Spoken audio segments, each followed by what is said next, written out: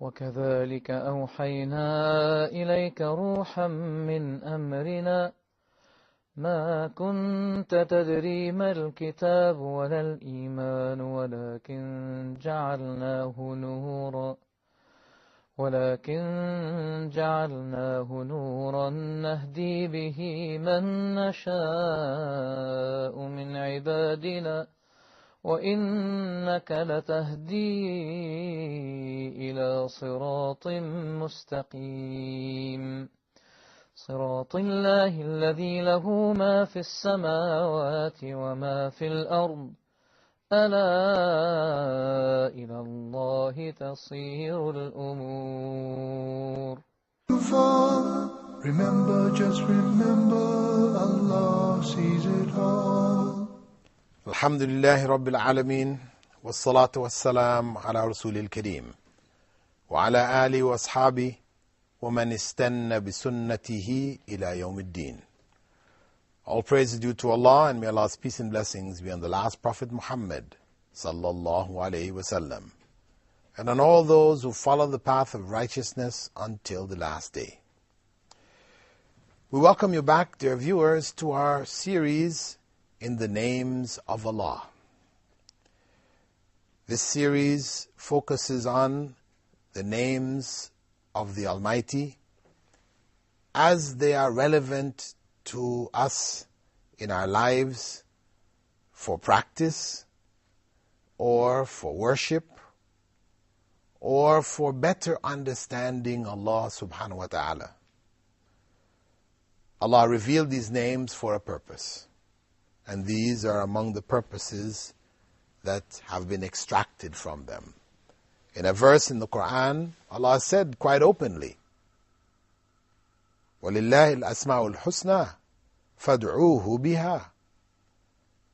All the beautiful names belong to Allah, so call on Him with them. Call on Him through them.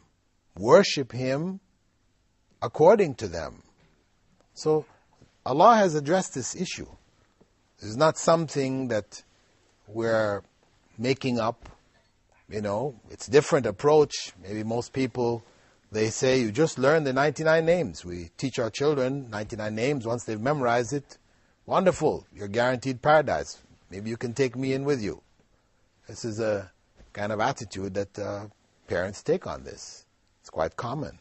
But reality is that just memorizing these names, as some of the scholars like Al-Halimi said, a non-Muslim can do the same thing. So obviously it is not about merely memorizing these names. There's something beyond that. When the Prophet ﷺ had said, Allah has 99 names, whoever guards them will enter paradise, then there's something deeper here. So this is what we're looking at. The deeper meaning of the 99 names. How they're relevant, how we should live in accordance with them, how we should apply them in our lives. So in this segment, we're looking at name number 17 in our list. Al-Baree, the originator. Al-Baree is something similar to Al-Khaliq and Al-Khallaq. Actually, both this name and the name coming after Al-Musawwir, they're all interrelated because they're all dealing with aspects of Allah being the creator. Anyway, the name Al-Baree is mentioned 3 times in the Quran. One of them is in Surah Al-Hashr, which has combined about 15 of Allah's names there. هُوَ اللَّهُ الْخَالِقُ الْبَارِئُ الْمُصَوِّرُ. He is Allah, the creator, the originator, and the fashioner. The originator.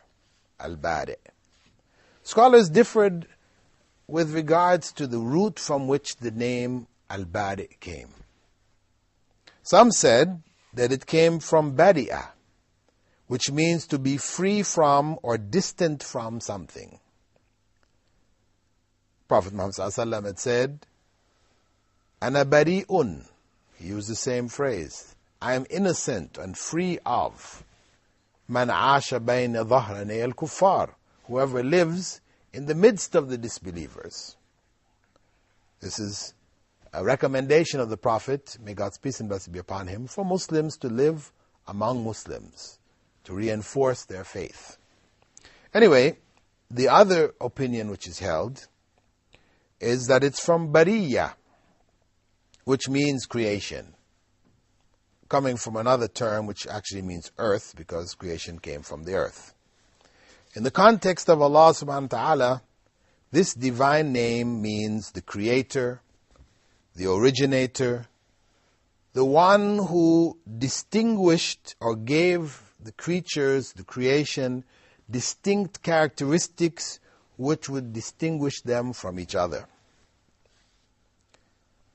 Now, relative to the effect of this name on the belief of those who have accepted Allah into their lives, this name, Al-Baree, should restore to them confidence in a time when the world scientists are dazzling people with their discoveries, and they're making all kinds of fantastic claims of creation. For example, years back in the 60s, when the first test tube baby was made, that's how it was put. Front headlines, test tube baby. Scientists create baby from a test tube. As if they actually took ingredients, mixed it all up in a test tube and poured it out, heated it, and there came a baby. But that's not how it went at all. What they did was they took an ovum, they took a sperm, put it in a petri dish, when they were united, then they put it inside of the womb of a woman, and a child came. So where is the baby in the test tube? See, this is just sensationalism, and you find that a lot today in the world of science. Huge, massive headlines, claims, huge claims for the scientists. When you actually get to the root of it, you find, hey, what they did was not so great as what they claim. So, belief in Allah as the originator helps to bring us back to a solid foundation, bring our feet back down on the ground. The scientific world, which is filled with arrogance and pride and outrageous claims, are seen as they are. True scientists, really among them, they know that the more that they research, the more they find out, is the more they know they don't know. That's the reality. As they research into any area, whether it is in astronomy, or it is in biology, or it is in physics, or whatever field they go into, the more they research and find out, is the more they find out they don't know. So those that are humble, they will freely admit it, that really what we don't know is far more than what we really know. And the more we research, it's not like we're eventually going to get our knowledge around this thing and we're going to have this whole thing covered. No, actually the more we research, the wider the thing gets, the bigger it gets. So the less that we know becomes even more and more evident. In order to address this issue, Allah made a parable in Surah Al-Hajj, verse 73. Allah says there, O humankind, a parable has been made, so listen to it. Indeed, those on whom you call besides Allah, these scientists, cannot even create a fly. Even though they combine together, they got all of their scientists together in the world, for this purpose, they cannot even create a fly. And if the fly snatches away a thing from them, they will have no power to release it from the fly. So weak is the seeker and the one who is sought. That's the reality. The whole of this scientific world is really incapable of creation, though that's what they claim. So okay, if that's what you claim, just produce for us a lowly fly. One of the most detestable creatures on the earth in our sight. Actually, they play a very important role. If it weren't for them, then we would be up to our neck in carcasses. They lay their eggs in the carcasses, dead animals, and their worms that come out of it, the caterpillars, the maggots, we call them, they eat up this additional, excess flesh and meat. So they play a very important role. But anyway, relative to us, it's nasty. The fly, we want to get the fly away from us. So okay, produce for us a fly. You can take a fly, crush him up, put him in a test tube. You can analyze what is the fly made of. It's made up of so much calcium, so much iron, so much this, so much that. You can find all the things that are available. In your laboratory, you can take those ingredients. Take the ingredients, mix them together, stir them all up, heat them, and produce for us a fly. Reality, they can't do it. Even a fly. So this is Allah bringing them back down to earth. This is the reality. You are incapable. You can manipulate, yes. Yes, you can manipulate. But create? No. You cannot create a fly. The only thing that you're able to do is to make life from life. If you have living material, then you can develop that living material in one way and another way. You clone things, other types of operations of this type where you are not bringing something absolutely new.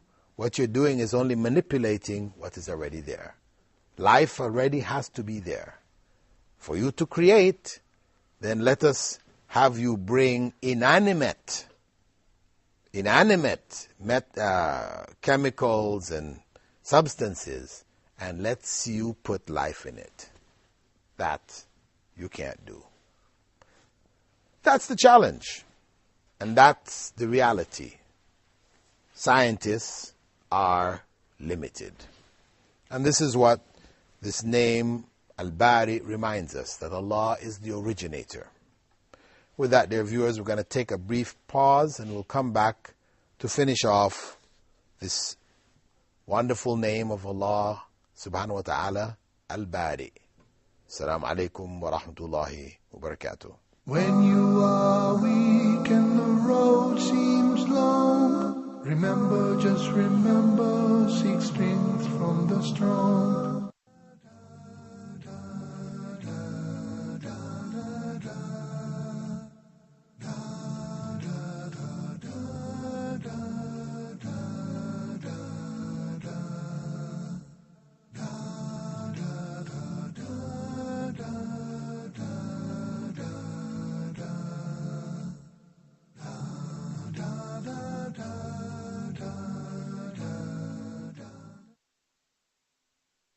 When you are weak and the road seems long, remember, just remember, seek strength from the strong. Alhamdulillah, wassalatu wassalamu ala Rasulillah.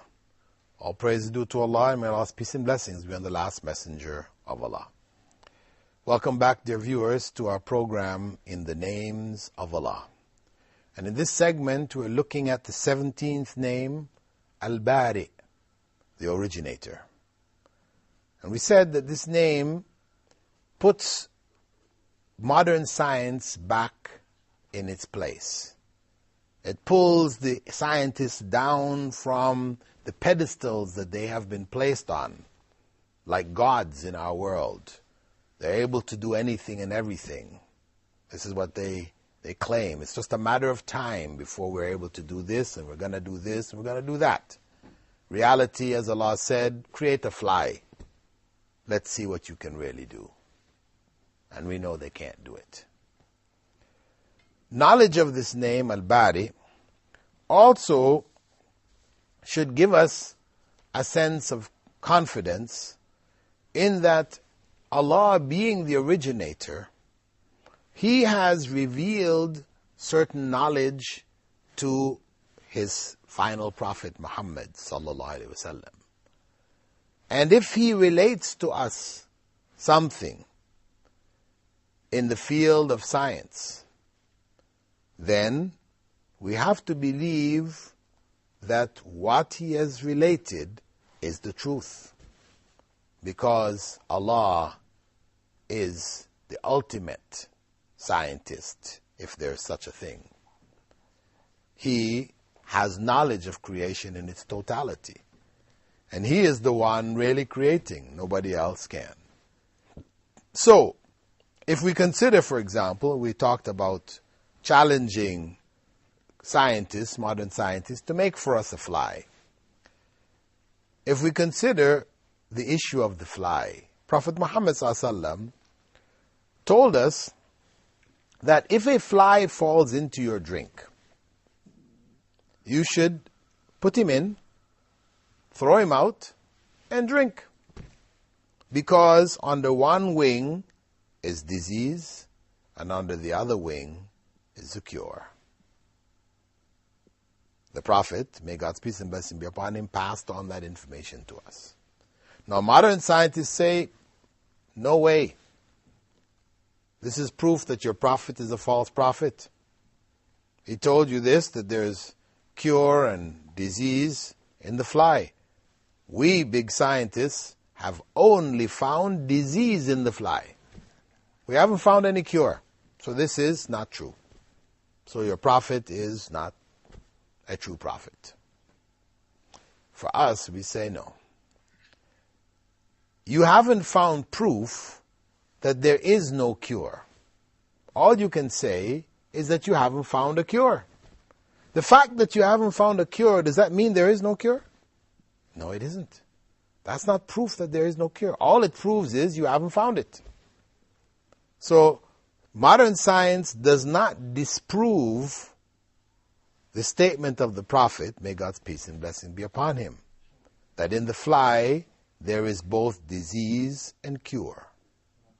The fact that we can only find disease doesn't mean there is no cure. If somebody were to tell us 100 years ago that in the poison of the cobra, whose poison is so strong, one bite and it's just seconds before you're dead. If somebody were to tell us 100 years ago that there is a cure for heart problems in the venom, the poison of the cobra, what would be said? They would say, are you insane? That's madness. How could there be any cure for the heart in the venom of the cobra? What we know is from the venom of the cobra's venom stops your heart from beating and you die. So how could there possibly be any cure? But today,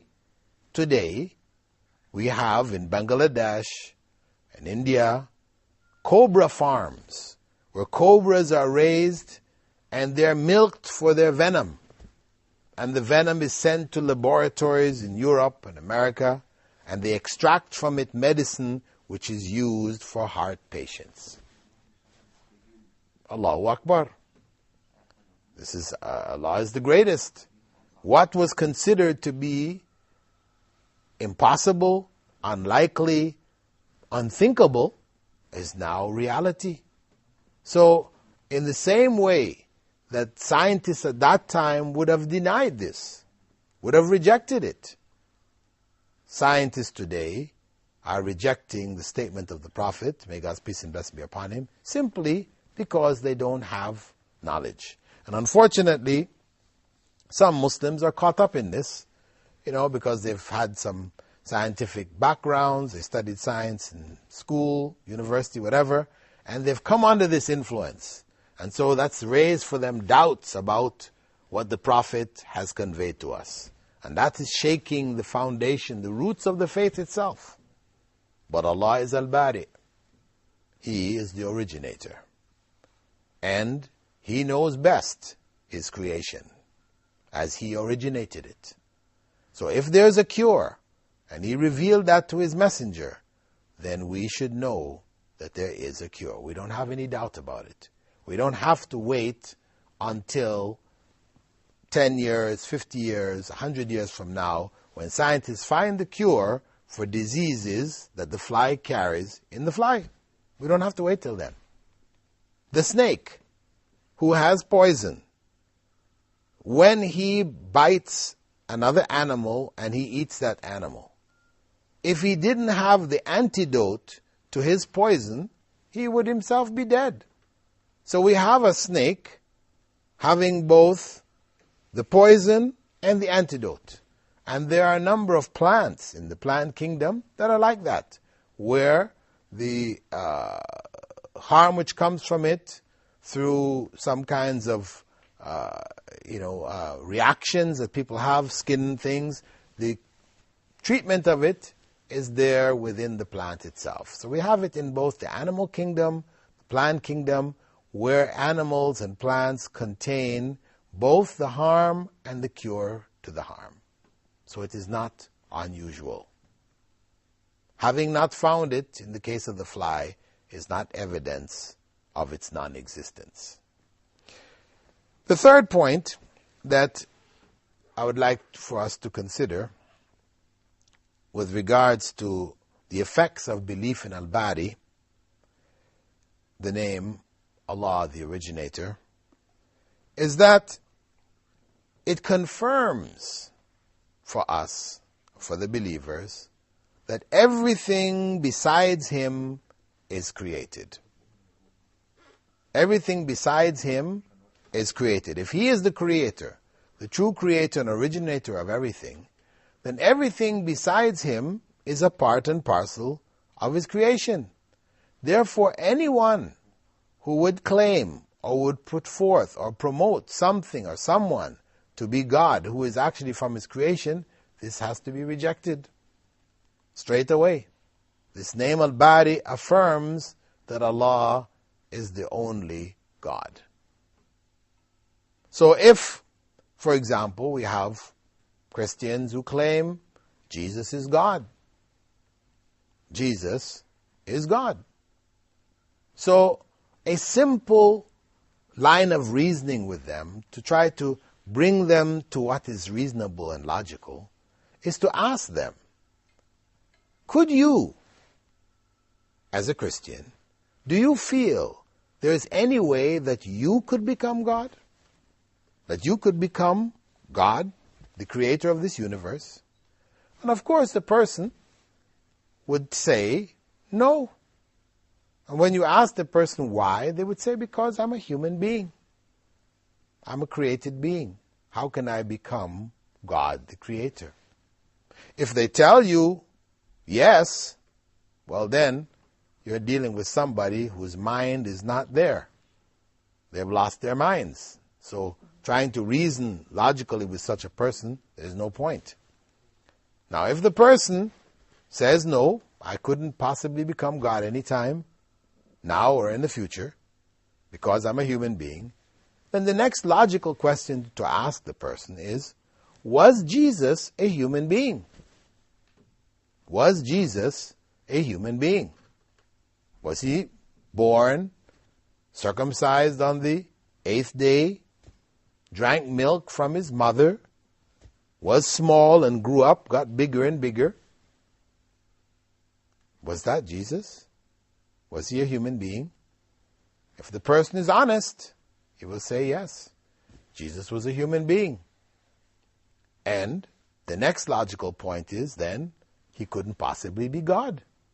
If you said you couldn't be God because you're a human being, then if Jesus was a human being, He couldn't be God either.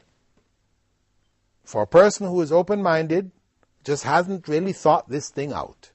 He was just born in a family where everybody told him Jesus was God from the time he was a child. So he grew up believing Jesus was God. He didn't stop for a minute to think about it. Does this really make sense? Everybody says it. So he just goes along with it without stopping and thinking. A person who's honest when this is presented to them, then they will say, oh, I never thought about it that way. Yeah, I guess Jesus really couldn't be God. Simple.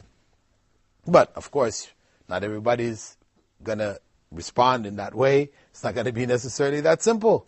Other people, for example, who know where you're coming from, when you ask them, was Jesus a human being, they're going to say, well, maybe half.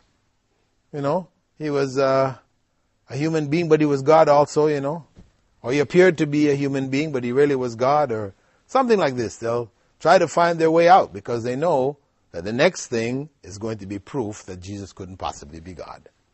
So they're not honest. They're not really wanting to know the truth. They just want to defend their faith at all costs. So they'll put aside what they feel to be true, what they know to be true in their hearts, and just go along with the standard line.